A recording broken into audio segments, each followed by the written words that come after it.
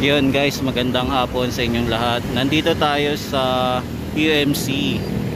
Yan, so napansin natin ito palang UMC banda dito, kung saan dati may maraming halaman ay pinagwawasak na pala. Hindi ko alam kung konektado ba ito sa gagawing MRT7 project kaya sinira.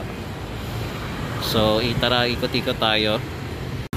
Yan o, ang lawak po ng mga bahay na giniba na po, at saka yung mga nire-rent nilang stall para sa mga halaman. So nagiba na po dito sa area na to.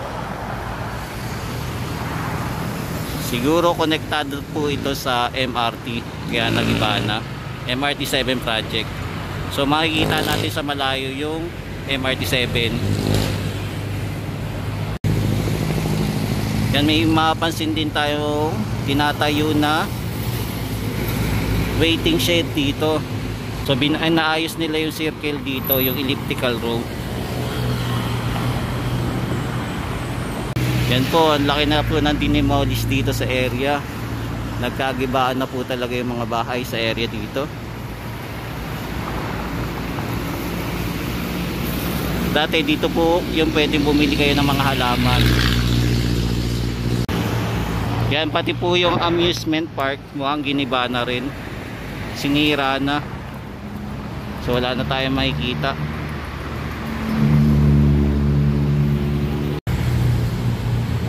Yan po yung mapapansin natin, yung may mga cover na blue.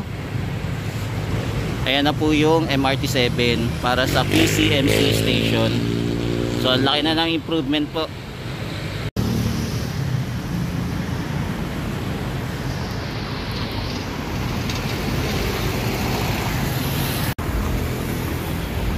Yan, meron palang ginagawa dito mga drainage system.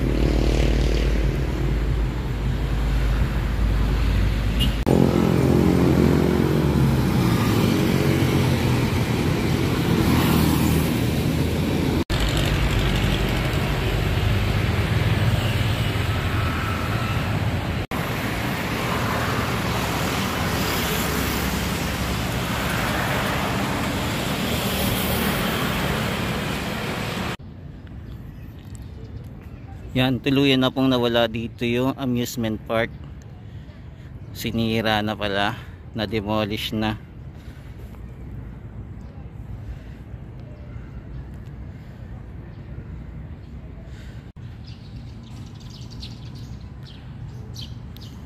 Yan po, may nakapansin tayong may ginawa na palang kalsada dito sa area papunta sa MRT7 project. So meron din panibagong CR siguro ito.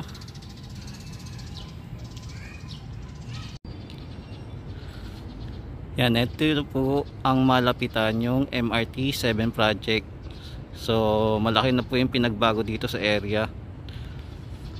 May tinatayo na ding gusali, no? Tapos puro scaffolding.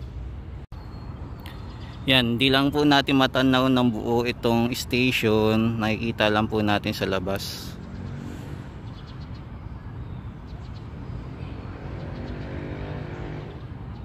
Kahit na holiday po, may mapapansin po tayong worker pa rin dito sa area.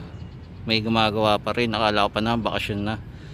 Pero may masisimag pa rin na empleyado na nagtatrabaho dito.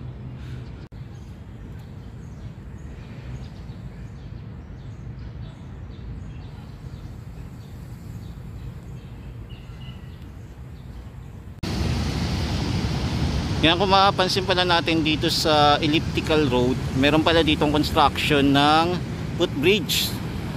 Hindi ko lang alam kung tama yung hinala ko kung footbridge yung ginagawa dito, pero ngayon ay may nagtatrabaho po sa area dito sa area ng elliptical road.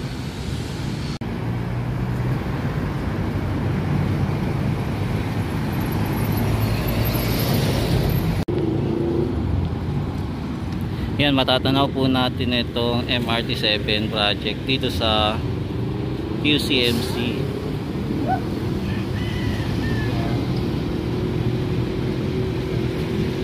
Yan, so ito na yung update niya dito sa area na to.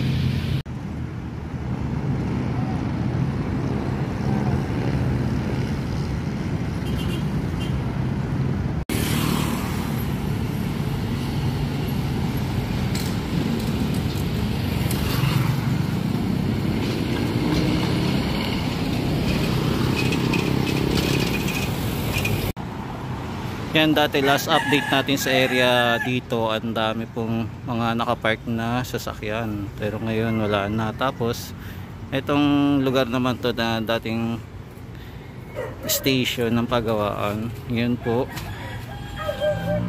ay sinaran na. Yan, ito muna po ang latest update natin dito sa area ng QMC o MRT7 project po. Yan, balikan na lang po natin sa susunod na araw para i-update ulit kung ano po yung pagbabago dito sa area na to. Maraming salamat po. Ito po si JR Doria TV. Thank you po. Ingat po lagi. Mahalin natin ang Pilipinas. God bless po.